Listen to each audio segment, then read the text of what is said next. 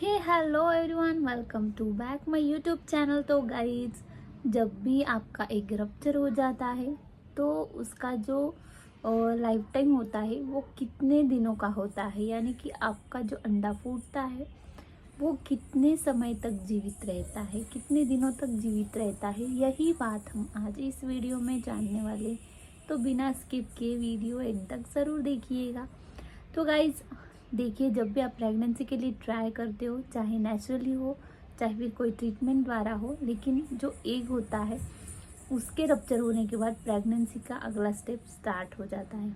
यानी कि एग जब प्रॉपर साइज में आ जाएगा आपका, तो वो एक रप्चर हो जाता है। यानी कि अंडा जब भी आपका फूटता है तो फिर उसके बाद फर्टिलाइजेशन का प्रोसेस स्टार्ट हो जाता है। तो इस कंडीशन में आपके लिए जानना बहुत ज़रूरी हो जाता है कि अंडा जो है वो अब कितने समय तक रहने वाला है, ताकि आप उस हिसाब से प्रेगनेंसी के लिए ट्राई कर सको। तो देखिए, सबसे पहले तो आपको अगर नेचुरली ट्राई कर रहे हो तो उस कंडीशन में आपको बहुत ज़्यादा ऑब्जर्वेशन की ज़रूरत होती है, क्योंकि इजीली आपको पता नहीं चल पाता। अगर आप ज़्यादा ठीक तरीके से समझ रहे हो, डे बाय डे सिम्टम्स आपके पता चल रहे हैं आपको, आप टेम्परेचर वगैरह सारी चीज़ें देख रहे हो, तो ही आपको जिस दिन आपका अंडा फूट जाएगा उस दिन पता चल जाएगा। फिर उस हिसाब से आपको अगले स्टेप के लिए रेडी होना है। लेकिन अब अगर आपकी फॉलिकुलर स्टडी चल रही है, ट्रीटमेंट चल रहा है, तो इसमें आपको पता इजीली लग जाता है।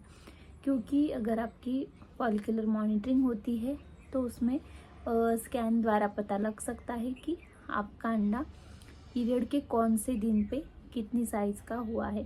साथ ही में अब जब भी उसकी साइज़ अच्छे से ग्रो होती है तो डॉक्टर एक HCG इंजेक्शन है वो आपको लगवाते हैं, और जिससे कि आपका एग जो है वो रप्चर हो जाता है।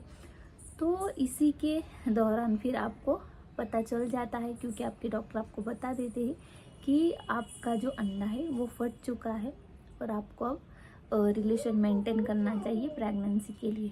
तो देखिए, जब भी ये एग रप्चर हो जाएगा, HCG इंजेक्शन के बाद एग रप्चर कितने देर में होगा इसके लिए अलग से डिटेल में वीडियो है, आप जाके चेक कीजिएगा। लेकिन अब अभी हम देखेंगे कि एग जब भी आपका रप्चर हो जाएगा, चाहे नेचुरल तरीके से हो चाहे HCG इंजेक्शन द्वारा हो, तो इसमें फिर आपका जो अंडा है वो 24 आवर से लेके 36 आवर तक जिंदा रह सकता है। यानी कि अब 36 आवर का टाइम जो है वो ज़्यादा रेयरली महिलाओं में देखा गया है, क्योंकि ये ज़्यादा जो टाइमिंग है ये आपकी अंडे की क्वालिटी पे, आपकी बॉडी पे, आप कितने हेल्दी हो उस तरीके से ये डिपेंड करता है। लेकिन जो 90% महिला है उनमें ये एग जो है वो सिर्फ 24 घंटे तक ही जीवित रहता है। अगर इन 24 घंटों में वहाँ पे स्पर्म अवेलेबल होता है तो फिर वहाँ पे फर्टिलाइजेशन का प्रोसेस स्टार्ट हो जाता है। यानी कि अगर आपको प्रेगनेंसी के लिए ट्राई करना है तो आपके लिए ये 24 घंटे बहुत ज़रूरी होते हैं।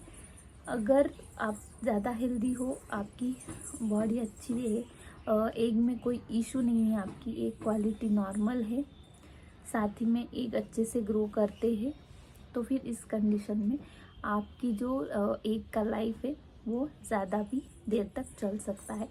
तो आप जब भी आपका अंडा फूटता है तो उसके बाद आपको 24 घंटे से लेके 48 घंटे तक रिलेशन में रहना चाहिए, ताकि प्रेगनेंसी के लिए हेल्प हो सके। आई होप कि आपको वीडियो इन्फॉर्मेटिव लगी, अच्छी लगी, तो लाइक शेयर सब्सक्राइब करना नहीं भूलना है।